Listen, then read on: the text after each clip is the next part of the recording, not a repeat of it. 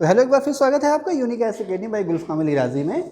Political science की class है और इसमें हम लोग पढ़ रहे हैं फंडामेंटल राइट्स। फंडामेंटल राइट्स में अब तक हम इस क्लास के 2 पार्ट अपलोड कर चुके हैं। प्लेलिस्ट है प्लेलिस्ट 10 में वो दोनों पार्ट आपको मिलेंगे। अब ये तीसरा पार्ट है और जैसे कि मैंने शुरुआत में आपको बताया कि फंडामेंटल राइट्स के साथ साथ मैं इसी प्लेलिस्ट में आपको पॉलिसी डायरेक्टरी प्रिंसिपल्स यानी कि नीति निर्णय तत्व, मूल कर्तव्य और इनसे जुड़े हुए और जो मसले हैं, यहाँ तक आर्टिकल 32 और 226 सारी चीज़ें मैंने कवर करनी है। तो इसमें 15-16 के आसपास वीडियो होने जा रही हैं। अभी फिलहाल तीसरी वीडियो है और आप सभी वीडियो को सीक्वेंस से देखिएगा, ठीक है। तो चलिए फिर कहाँ तक आ गए थे। अब हमने बात करनी है कि भाई मूल अधिकार कहाँ से शुरू हुई, ओरिजिन क्या है इनका। वैसे तो जब जो राजा आया, चाहे कितना ही बड़ा तानाशाह राजा क्यों ना आया, अब देख रहे ना, जैसे राजा जो था, राजाभिषेक होता था ना राजा का, तो राजा का जब राजाभिषेक होता था तो राजा उम्मीद करता था कि सारी प्रजा जो है उसके दरबार में आए और उसे जो है कि शुभकामनाएं दें, है ना। नीड तो है ही, तानाशाह को जरा सी नीड तो है ही। अब तानाशाह फौज कहाँ से लाएगा, इसी प्रजा में से लाएगा। तो ऐसा नहीं है कि बिल्कुल नारकीय या अमानवीय जीवन था। कुछ कुछ राइट्स तो हमें मिलने लगे थे, लेकिन किसी भी हद तक पॉलिटिकल राइट्स हमारे पास नहीं थे, राजनीतिक अधिकार हमारे पास नहीं थे, राजा की आलोचना करने का अधिकार हमारे पास नहीं था। ये तो आधुनिकता की देन है। खैर, तो अशोक अपने अभिलेखों में, अगर आपसे कोई कहे ना कि मूल अधिकारों का ओरिजिन कहाँ है, मूल अधिकारों या फंडामेंटल राइट्स का ओरिजिन कहाँ है, तो आप जाइए अशोक के अभिलेख देखिए। उसमें लिखा है ना, सारी प्रजा मेरी संतान है। मैंने शॉर्ट में लिखा है, आप लोग लिख लेना अपनी नोटबुक में, सारी प्रजा मेरी संतान है। आगे कोई इसको पूरा करेगा? ऐसे ही कुछ है सारी। हाँ हाँ बोले, हाँ बोले। हाँ, सारी प्रजा मेरी संतान है और जैसे मैं अपनी संतान की भलाई के लिए चिंतित रहता हूँ, उसी तरह से मैं अपनी प्रजा के कल्याण के लिए भी चिंतित रहता हूँ। तो कल्याण की बात आ रही है ना तो कहीं ना कहीं राजा जो है उसके शब्द क्या हैं, कहीं ना कहीं वो चाह रहा है कि जनता का भला हो। और मूल अधिकार का मतलब ही क्या है, अल्टीमेट, कि जनता का भला होना चाहिए। फिर वो कहता है अपने इसी एक शिलालेख में, अन्य शिलालेख में, अभिलेख में कहता है कि अकारण लोगों को दंड ना दिया जाए, बिना वजह लोगों को पनिशमेंट ना दिया जाए, बिना वजह लोगों को जेल की सजाएं ना दी जाएं, है ना। तो कहने का मतलब क्या है कि अगर किसी ने कोई जुल्म किया है, किसी ने कोई गुनाह किया है, तो आप उसे जेल की सजा दीजिए, बिना वजह किसी पर अत्याचार आप मत कीजिए। यही तो है फंडामेंटल राइट्स, है ना। फिर वो कलिंग के लोगों के लिए जो अलग से, धौली और जौगढ़ जो शिलालेख हैं, कलिंग के लोगों के लिए अलग से जो घोषणाएं करता है, क्या किसी को याद आ रहा है? जो पृथक कलिंग प्रज्ञापन है या सेपरेट कलिंग एडिक्ट्स जो हैं, उसमें धौली और जौगढ़ जो शिलालेख हैं, उसमें वो क्या कहता है, कलिंग के लोगों से जब वो बातचीत करता है तो अपनी बातचीत में क्या कहता है, कलिंग के लोगों को क्या भरोसा देता है? हाँ, मुझसे डरे नहीं, राजा से डरे नहीं, राजा उनकी भलाई ही करेगा। इसी तरह की भावना आ रही है ना कि वो मुझसे डरे नहीं, मुझे आपसे सिर्फ और सिर्फ क्या मिलेगा, सुख और कल्याण मिलेगा।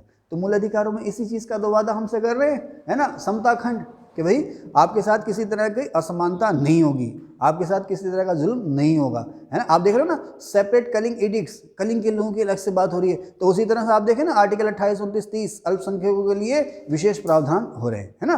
तो वहीं से आप देखें, ये यूपीएससी या स्टेट पीसीएस मेंस में, प्रीलिम्स में आपसे नहीं पूछेगा कोई, प्रीलिम्स में ये चीज़ें नहीं पूछेगा। अगर आप लोग वनडे एग्जाम की तैयारी कर रहे हैं या आईएएस पीसीएस का एग्जाम दे रहे हैं, तो आपको कहिए सर क्या है, पागल हैं क्या पढ़ा रहे हैं, उसमें नहीं। लेकिन जब आप मेंस लिखें, एस्से लिखें, इंटरव्यू देने जाएं कहीं, तो ये चीज़ें आपके पास बेहतर हथियार है, ठीक है। खैर आगे चले। इसके अलावा अशोक ने धम्म महामात्रों की नियुक्ति की। धम्म महामात्रों का मकसद क्या था, लोगों के बीच में धम्म को बढ़ावा देना और इसके अलावा लोगों की भलाई को बढ़ावा देना, कल्याण को बढ़ावा देना। इन्हीं धम्म महामात्रों के थ्रू तो अशोक ने जगह जगह सड़कें बनवाई, सड़कों के नीचे फलदार और छायादार पेड़ लगवाए, प्याऊ लगवाए, है ना, कुएं तालाब खोदे, ये तो ना भलाई तो कर रहा है वो। इसके अलावा कुषाणों और गुप्तों के समय में आप देखते हैं कि इनका पर्सनल धर्म कुछ भी रहा हो, चाहे मौर्य रहे, चाहे कुषाण रहे या गुप्त रहे, इक्का दुक्का जो अपवाद है, एक्सेप्शन है, वो हर जगह आपको देखने को मिलेंगे, प्राचीन काल से लेकर आधुनिक काल तक। लेकिन कुषाण, गुप्त या मौर्य राजा रहे, ठीक है ना, कुषाणों में जिसमें कनिष्क शामिल है। यहाँ तक हर्ष जैसे राजा रहे, इनमें से कोई उत्साही ब्राह्मण थे, कोई उत्साही बौद्ध थे, तो कोई उत्साही शैव थे, लेकिन किसी ने भी अपना धर्म जो है वो जनता पर थोपा नहीं। सभी धर्मों को बढ़ने फलने फूलने का मौका दिया। ऐसा तो ज़रूर है कि इन्होंने किसी खास धर्म को बढ़ावा दिया, अशोक ने बुद्धिज़्म को बढ़ावा दिया, गुप्तों ने ब्राह्मणवाद को बढ़ावा दिया, लेकिन किसी अन्य धर्म को इन्होंने कुचला नहीं, सभी लोगों को बढ़ने का मौका दिया, है ना। इसकी सबसे बड़ी मिसाल क्या है, अशोक का धम्म, है ना। तो इन लोगों ने हमेशा धर्मनिरपेक्षता की बात की। फिर अकबर का जो राजत्व का सिद्धांत है किस पर आधारित है, अकबर का राजत्व का सिद्धांत किस पर आधारित है, शांति, न्याय, धर्मनिरपेक्षता, सहिष्णुता। बलबन का नहीं, बलबन का किस पर संबंधित था, शक्ति, प्रतिष्ठा और न्याय। लेकिन बलबन भी आप देखें ना, कट्टर तानाशाह राजा था, लेकिन उसके समय में भी इक्का दुक्का अपवादों को छोड़ करके ऐसा कोई धार्मिक कट्टरता का मिशन नहीं चला है ना। तो अकबर का तो जाना ही जाता सेक्युलरिज्म के लिए है ना। सुलह कुल की नीति, अकबर की जो सुलह कुल की नीति थी यही तो थी, शांति, न्याय, सद्भाव, धर्मनिरपेक्षता, यही तो हमारा संविधान भी कह रहा है। तो आप अपने संविधान को, अपने मूल अधिकारों को कहाँ पा सकते हो, यहाँ पर आप पा सकते हो, यहाँ से शुरू होना आप पा सकते हो, है ना। और मैंने एक इतिहासकार की बात सुनी थी कि विश्व का जो पहला लिखित संविधान है, तबस्सुम और राबिया नहीं बोलेंगी, आप में से कोई बोल सकता है, सोनू, प्रियंका, कि दुनिया का पहला लिखित संविधान आप किसे मान सकते हो। अमेरिका के संविधान को मत कहो, किसे मान सकते हो। जो महजर की जो घोषणा की थी ना अकबर ने, उसको आप दुनिया का पहला लिखित संविधान, ये संवैधानिक दस्तावेज मान सकते हो, ठीक है। फिर हम आप अपने आधुनिक काल में आ जाएं तो जो नेहरू कमेटी की रिपोर्ट थी 1928 में, उसमें भी लोगों के लिए बहुत से मूल अधिकारों की बात की गई थी। कांग्रेस का जो कराची सेशन था 1931 का, उसमें अलग से स्पेशली मूल अधिकारों की बात की गई थी। सवाल भी आता है कि कांग्रेस ने अपने किस सेशन में पहली बार मूल अधिकारों के लिए प्रस्ताव पास किया, तो कराची सेशन 1931 में।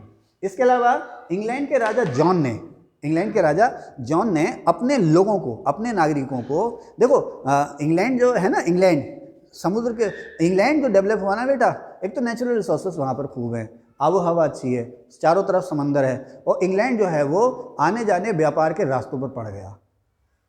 दुनिया की चारों दिशाओं की हवा उसे मिली। हवा का मतलब हर जगह की अवेयरनेस उसे मिलती है। इंग्लैंड के जो लोग थे, उत्साही नाविक थे, दूर दराज के इलाकों में गए, पढ़े लिखे हो गए, यहाँ पर एजुकेशन का विस्तार हुआ और यहाँ पर डेमोक्रेसी, ह्यूमन राइट्स, इस सब का जन्म हो गया, है ना। फ्रांस और इंग्लैंड के लोगों ने ही सबसे पहले राजा से कहा कि भाई तू खुदा नहीं है, तू भगवान नहीं है ना, तू भी आम इंसान है, तुझे हमने चुना है अपनी भलाई के लिए। तो राजा पर धीरे धीरे दबाव डालना शुरू कर दिया कि तुम जो है कि खुदा नहीं हो, तुम भी आम इंसान हो, लेकिन हमसे ऊपर हो। तो लेकिन हमने तुम्हें चुना है, हम तुम्हें हटा भी सकते हैं, लेकिन आप हमें अधिकार दोगे, आप हमें कुछ मूलभूत अधिकार ज़रूर दोगे, ठीक है ना। अब इंग्लैंड के राजा, हम खैर बहुत लंबे डिस्कशन के बाद हैं, इंग्लैंड के राजा जॉन ने सन 1215 में ब्रिटेन के लोगों को मूल अधिकार देने के लिए कानून पर हस्ताक्षर किए थे। ब्रिटेन के लोगों को फंडामेंटल राइट्स देने के लिए कानून पर हस्ताक्षर किए थे। उस कानून को ही या उस अधिकारों को ही जो 1215 में ब्रिटेन के राजा जॉन ने अपने लोगों को दिए, कहा गया मैग्ना कार्टा। ये सवाल अक्सर आता है, ठीक है ना, मैग्ना कार्टा। फिर इंग्लैंड में संसद की क्रांति हुई, शानदार क्रांति कहते हैं उसको, सन 1688 की शानदार क्रांति कहते हैं, वो अलग चीज़ें हैं। आप लोगों ने उत्तराखंड एसआई का फॉर्म भरा है, उसमें वर्ल्ड हिस्ट्री भी है, उसमें सभी कुछ है, उसमें कुछ छोड़ा ही नहीं है। खैर, तो मैग्ना कार्टा 1215 में किसने दिया, जॉन ने, है ना। किनको दिया, ब्रिटेन के लोगों को। तो इसे भी आप फंडामेंटल राइट्स मान सकते हैं। अमेरिका का जो संविधान था, दुनिया का पहला लिखित संविधान है ना, दुनिया का पहला लिखित संविधान है अमेरिका का जो संविधान है। लेकिन अमेरिकी संविधान में शुरुआत में मूल अधिकार शामिल नहीं थे। अमेरिकी संविधान में 10वां संशोधन हुआ। उस 10वें संशोधन के बाद अमेरिकियों ने अपने संविधान में मूल अधिकारों को लागू किया। इस तरह से अमेरिकी जो संविधान है वो दुनिया का पहला ऐसा संविधान है जिसमें मूल अधिकारों की व्यवस्था है। लेकिन इसमें भी ओरिजिनल संविधान में मूल अधिकार नहीं थे, बाद में जोड़े गए। कौन से संशोधन जोड़े गए, 10वें संशोधन द्वारा। और इनको क्या कहा गया, बिल ऑफ राइट्स। इस संशोधन को क्या कहा गया, बिल ऑफ राइट्स, है ना, अधिकारों का विधेयक, ठीक है। भारत की अगर बात करें तो एनी बेसेंट ने 1925 में कॉमनवेल्थ ऑफ इंडिया बिल के नाम से सबसे पहले भारतीयों के लिए मूल अधिकारों की मांग की थी। आगे चल के मैं अभी कुछ देर बाद आपसे fundamental rights, policy directive principles और फंडामेंटल ड्यूटीज़ जो होती हैं उनमें क्या क्या अंतर होते हैं उसकी बात करूंगा। लेकिन पहले अभी मैं फंडामेंटल राइट्स पे ही रहता हूँ। यहाँ पर हम लोग आ जाते हैं, मैंने लिखा Indian constitution and fundamental rights, भारतीय संविधान और मूल अधिकार। जाना है, जाओ। भारतीय संविधान और मूल अधिकार। तो अब देखें आप, भारतीय संविधान और मूल अधिकारों की अगर बात करें तो भारत में मूल अधिकार कल इसी समय आना है, ठीक है। सुबह नहीं मिलूंगा कल मैं आपको, ठीक है, सुबह नहीं मिलूंगा। सुबह तो मिलते ही नहीं हूँ। अच्छा, आप भी जा रहे हैं? अच्छा ठीक। तो आप लोगों ने जोड़ी पैक करा रखा है क्या? शुरू में जब मोबाइल आते थे ना, मोबाइल शुरू में आया तो डाटा बहुत महंगा होता था, तो चला था सन 2003-04 में जोड़ी पैक, यानी कि एक सिम से दूसरे सिम में आप बात करो, केवल 2 सिम से तो इतना फ्री। तो तुम भी जोड़ी पैक हो रहे हो हैं? अब भाई स्कूटी खरीद लो, सुनो, स्कूटी खरीद लो या बुलेट खरीद लो, ठीक है। चले भाई, कहाँ थे? इधर थे। तो Indian constitution and fundamental rights, भारतीय संविधान और मूल अधिकार। कहाँ से लिए गए भारतीय संविधान और मूल अधिकार? यूएसए के संविधान से, है ना। सिंपल सी बातें जो अक्सर ग्रुप सी में आती हैं, है ना। तो कहाँ से लिए गए हैं? अमेरिका के संविधान से। भारतीय संविधान के किस भाग में है? भाग 3 में है, ठीक है। कहाँ से कहाँ तक है? आर्टिकल 12 से आर्टिकल 35 तक है, 12 से 35 तक हैं। और कुल कितने मूल अधिकार हैं इस समय? 6। कुल 6 मूल अधिकार हैं। और मूल संविधान में कितने थे? 7। मैंने यहाँ 6 क्यों लिख दिया? हमारे जो मूल संविधान है उसमें जो मूल अधिकार थे वो थे 7 या 7। अब मूल संविधान में, यानी कि जब संविधान हमारा लागू हुआ था तो उसमें 7 मूल अधिकार थे और अब हैं 6 मूल अधिकार, ठीक है। अब यहाँ से शुरू हो जाएगी मूल अधिकारों का सिलसिला। सबसे पहले उसमें बात करेंगे हम आर्टिकल 12 की। आर्टिकल 12 कोई अधिकार नहीं देता है, ये डेफिनेशन देता है कि स्टेट क्या है ना। आर्टिकल 13 आगे बताता है कि मूल अधिकार कब छीने जा सकते हैं, क्यों नहीं छीने सकते, क्या करता है, कैसे करता है ना। उसके बाद एक्चुअली मूल अधिकार जो शुरू है वो आर्टिकल 14 से शुरू हो रहे हैं। तो शुरुआत हम करेंगे आर्टिकल 12 से। तो आर्टिकल 12 में जो है, इसमें लिखा है राज्य या स्टेट की परिभाषा। राज्य और इंग्लिश में स्टेट। देखिए, सरकार शब्द इस्तेमाल नहीं किया इसमें। लिखा है कि भाई सरकार, इसमें ये नहीं लिखा कि सरकार लोगों के फंडामेंटल राइट्स को, तुमने तो जाना था, जल्दी नहीं जाना, ठीक है। तो सरकार जो है लोगों के मूल अधिकारों को नहीं छीनेगी या घटाएगी या बढ़ाएगी, तो सरकार शब्द का इस्तेमाल नहीं हुआ है, ध्यान रखना। मूल अधिकारों में, मूल अधिकारों वाले चैप्टर में या नीति निषेध तत्व वाले चैप्टर में कहीं भी सरकार शब्द का इस्तेमाल नहीं हुआ। उसकी जगह जो शब्द आया वो आया स्टेट। तो आर्टिकल 12 जो है, आर्टिकल 12 किधर गया? आर्टिकल 12 वो स्टेट की परिभाषा बताता है। स्टेट क्या है? सिंपल सी बात मैं आपको बता दूं कि हमारे ऊपर जो भी नियम कानून लागू करता है वो स्टेट है। सिंपल सी बात। वो चाहे नगर पालिका हो, ग्राम पंचायत हो, क्षेत्र पंचायत हो, जिला पंचायत हो, राज्य की विधानसभा हो, विधान परिषद हो, लोकसभा, राज्यसभा, राज्य सरकार, केंद्र सरकार, राष्ट्रपति, प्रधानमंत्री, मंत्री, राष्ट्रपति, राज्यपाल, सभी राज्य हैं जो हमारे अधिकारों को विनियमित करते हैं। इंग्लिश में जो हमारे राइट्स को रेगुलेट करते हैं। रेगुलेट का मतलब क्या है? कम या ज़्यादा करना, कुछ छीनना, कुछ बढ़ा देना, है ना। होता है ना पंखों में जो फैन होते हैं उसमें रेगुलेटर होता है, स्पीड कम करना या बढ़ा देना या बिल्कुल ही ख़त्म कर देना, है ना। तो जो भी हमारे अधिकारों को विनियमित या रेगुलेट करते हैं, उन पर कंट्रोल करते हैं, वो राज्य के अंदर आते हैं। तो भारत सरकार, केंद्र सरकार, राज्य सरकार, है ना, केंद्र की संसद और राज्य की विधानसभाएं, ये तो हैं ही हैं राज्य के अंतर्गत। केंद्रीय मंत्रिपरिषद, राज्य मंत्रिपरिषद, ये तो हैं ही हैं राज्य के अंतर्गत। इसके अलावा लोकल अथॉरिटीज़ भी जो हम पर असर डालती हैं, हमारे जीवन पर। जैसे जल निगम आ गया, आपका जल निगम कहाँ सरकार? हाँ साहब, बिजली निगम, वो भी राज्य है। बिजली निगम ने कानून बना दिया कि साहब अब डेली कटौती होगी रात को 8 बजे से 12 बजे तक। कुछ दिन हमने सह ली, बाद में साहब जब हम बिल देते हैं तो ये तो कैसे कटौती कर लोगे आप, और आपको तो ये अधिकार ही नहीं है, इसके लिए तो संसद कानून बनाएगी वगैरह वगैरह। तो जो भी हमारे लिए कानून बना करके हमारे जीवन में दखल देते हैं, पॉजिटिव या नेगेटिव, है ना, वो सारे के सारे क्या हैं? राज्य के अंतर्गत आते हैं, ध्यान रखना है। तो आर्टिकल 12 किधर गया? राज्य या स्टेट की परिभाषा देता है। मैंने इसमें लिखा भी है, केंद्र सरकार, राज्य सरकार, संसद, विधानमंडल, राज्य का विधानमंडल, या भारत के राज्य क्षेत्र, टेरिटरी, यानी कि भारत की जो सीमा है, भारत के राज्य क्षेत्र, भारतीय की सीमा जो है, जहाँ भी भारत सरकार है, भारत के राज्य क्षेत्र के भीतर या भारत सरकार के कंट्रोल में। देखो 2 बातें लिखी। भारत का राज्य क्षेत्र कहाँ हो गया भाई? जो ज़मीनी हिस्सा है वो भी और जो समुद्री हिस्सा है वो भी, लेके अंडमान निकोबार तक, है ना। तो भारत का वो राज्य क्षेत्र हो गया। अब मान लो भारत ने कहीं अपनी कॉलोनी बना ली हो, है ना, समुद्र में, दूर समुद्र में या किसी और महाद्वीप में किसी दूसरे देश पर हमने कब्जा कर लिया, है ना, अपनी कॉलोनी बना ली, हो सकता है कल को हम बना लें अपनी कोई कॉलोनी बना ली। तो उसने लिखा, इसीलिए लिखा है कि भारत के राज्य क्षेत्र या टेरिटरी के भीतर या भारत सरकार के कंट्रोल में, भारत सरकार के कंट्रोल में सभी लोकल और अदर अथॉरिटी। लोकल का मतलब यहाँ नकली नहीं, स्थानीय। अब स्थानीय अथॉरिटी क्या हो गई? जिला पंचायत, क्षेत्र पंचायत, ग्राम पंचायत, नगर पालिका, नगर पंचायत, नगर निगम, ये सब क्या है? स्थानीय अथॉरिटी तो हैं। तो जितनी भी लोकल या अदर अथॉरिटीज़ हैं वो भी सारी किस किस में आती हैं? राज्य के दायरे में आती हैं, उनको भी आप राज्य कह सकते हो। ठीक है, फिर आता है आर्टिकल 13। आर्टिकल 13 आता है। आर्टिकल 13 का फर्स्ट पार्ट वो कहता है कि भाई जब हमारा संविधान लागू हुआ 26 जनवरी 1950 को हमारा संविधान लागू हुआ, ठीक है, अब उस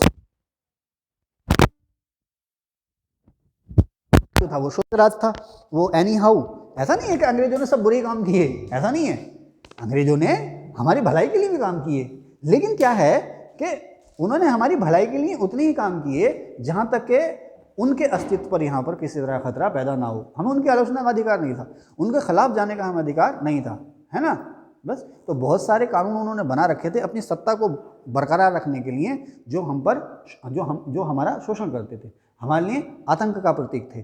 तो अब 26 जनवरी 1950 को आर्टिकल 13 ये कहता है कि संविधान लागू होने की तिथि यानी कि 26 जनवरी 1950 को या उससे पहले जितने भी कानून हैं या जितने भी कानून थे, ऐसा ना सारे कानून रद्द थोड़ी किए हमने। अभी आप देखो जब कोरोना आया तो अंग्रेजों के समय कानून निकल कर आ रहे हैं कि वो 1923 का कानून था, वो 1870 का कानून था, वो कानून लागू हो रहा था। मैंने कहा यार आज़ादी से पहले कानून लागू हो रहे हैं, ख़त्म नहीं किए कानून। सरकारें बदल गई, कानून ख़त्म नहीं हुए।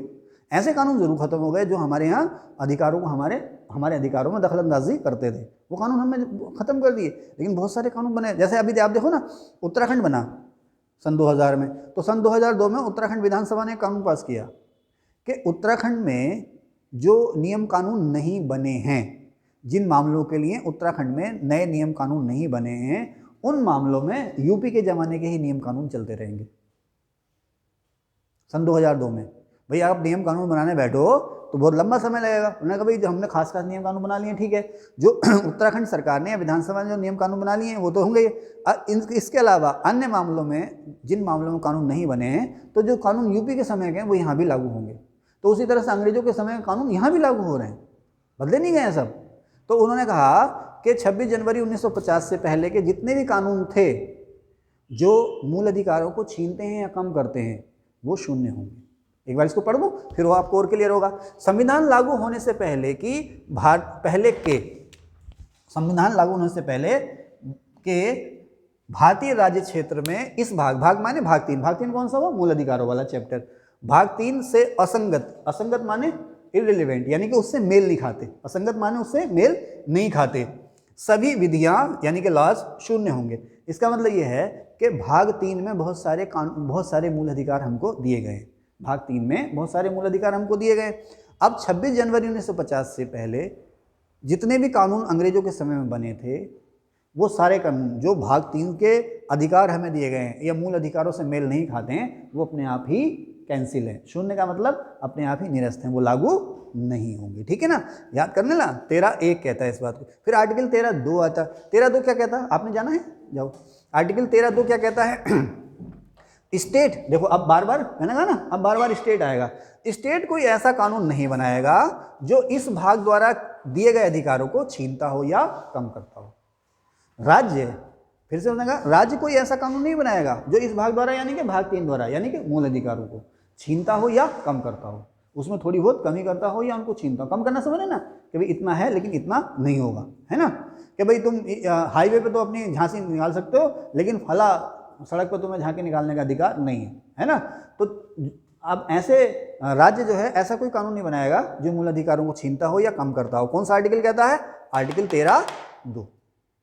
और अगर ऐसा कोई कानून जो फंडामेंटल राइट्स को छीनता है, तो उसमें ध्यान दो, ऐसा कोई कानून जो फंडामेंटल राइट्स को छीनता है वह उल्लंघन की मात्रा तक शून्य होगा। पूरे के पूरे एक पेज का कानून आया है ना, पूरे के पूरे पेज का एक कानून आया, उसमें 2-3 लाइनें ऐसी हैं जो मूल अधिकारों से मेल नहीं खाती, जो मूल अधिकारों में दखल देती हैं। तो वो जरूरी नहीं कि पूरा कानून ही आप कैंसिल कर दोगे, उन 2-3 लाइनों को आप लागू नहीं करोगे। ठीक है ना, उल्लंघन की मात्रा तक शून्य होगा। समझ रही मेरी बात? ठीक है, तो आर्टिकल 13(2) आप कोई ऐसा कानून नहीं बनाएंगे जो मूल अधिकारों को छीनता है या कम करता है। और आपने अगर कोई ऐसा कानून बना दिया है जो मूल अधिकारों को छीनता है या कम करता है या उल्लंघन करता है तो उल्लंघन की मात्रा तक वो शून्य होगा, यानी कैंसिल होगा। ठीक है, समझ गए आप। आर्टिकल 13(4) ये संविधान के 42वें संशोधन द्वारा जोड़ा गया। आर्टिकल 13(4) जो है वो 42वें संशोधन द्वारा जोड़ा गया, 42वें संविधान कॉन्स्टिट्यूशनल अमेंडमेंट द्वारा जोड़ा गया। आर्टिकल 13(4) यानी कि आर्टिकल 13(4) जो है वो मूल संविधान में नहीं था। आर्टिकल 13(4) मूल संविधान में नहीं था, ये बाद में जुड़ा है, 42वें संविधान संशोधन से जुड़ा है। वो कहता है इस अनुच्छेद, कौन सा अनुच्छेद? अनुच्छेद 13(2) कहता है इस अनुच्छेद यानी कि अनुच्छेद 13(2) की कोई बात अनुच्छेद 368 के अंतर्गत किए गए संविधान संशोधन को लागू नहीं होगी। इसका मतलब क्या है? इसका मतलब आपको पता ही है कि आर्टिकल 368 जो है वो कॉन्स्टिट्यूशनल अमेंडमेंट का प्रोसेस बताता है, संविधान में किस तरह से संशोधन होगा, यानी कि संविधान में अगर संशोधन करना है तो उसका प्रोसेस बताता है आर्टिकल 368। ठीक है, उसका महत्व यही है। आर्टिकल 368 में लिखा गया संविधान में संशोधन जो होगा वो इस तरह से होगा, ये प्रोसीजर है। तो अब आर्टिकल 13(4) जो है वो बाद में जोड़ा गया, 42वें संविधान संशोधन द्वारा जोड़ा गया है और इसके द्वारा संसद ने एक शक्ति ले ली है, क्या कि अगर आर्टिकल 368 का जो प्रोसेस है उस प्रोसेस को फॉलो करके अगर मूल अधिकारों में भी कोई चेंज होता है तो ये वाला जो आर्टिकल है 13(2) जो मूल अधिकारों में छेड़छाड़ की मनाही करता है वो लागू नहीं होगा। अगर 368 मतलब यहाँ तक बात क्या आई, यहाँ तक बात क्या आई, आर्टिकल 13(4) क्या कह रहा है कि अगर 368 का प्रोसेस आपने फॉलो किया तो मूल अधिकारों को आप छीन भी सकते हैं और कम भी कर सकते हैं। कौन? संसद, क्योंकि 368 के प्रोसेस के अकॉर्डिंग संविधान में संशोधन करने का अधिकार किसका है? संसद का है। तो मतलब यहाँ तक क्या बात आ गई कि संसद मूल अधिकारों में छेड़छाड़ कर सकती है, छीन भी सकती है और कम भी कर सकती है। लेकिन उसके बाद आगे अभी 300 अब इससे आगे और प्रोसेस हुए हैं, है ना। कभी कोर्ट कहता नहीं भी ये नहीं ये, तो संसद कहती है ये नहीं ये, तो इसके बारे में हम अलग से बात करेंगे, अभी इसमें बात नहीं करेंगे, इसके बारे में हम अलग से बात करेंगे। अब हम लोग आ गए हैं यहाँ पर इक्वालिटी या समता खंड पे, आर्टिकल 14 से लेकर के 18 तक, इसे हम कहते हैं समता खंड, है ना। यानी समता खंड का मतलब जो समानता को स्थापित करता है, उसकी बात करेंगे नेक्स्ट पार्ट में। अगर आपको अच्छा लगा हो तो प्लीज़ लाइक भी कीजिएगा, शेयर भी कीजिएगा, सब्सक्राइब भी कीजिएगा। Thank you.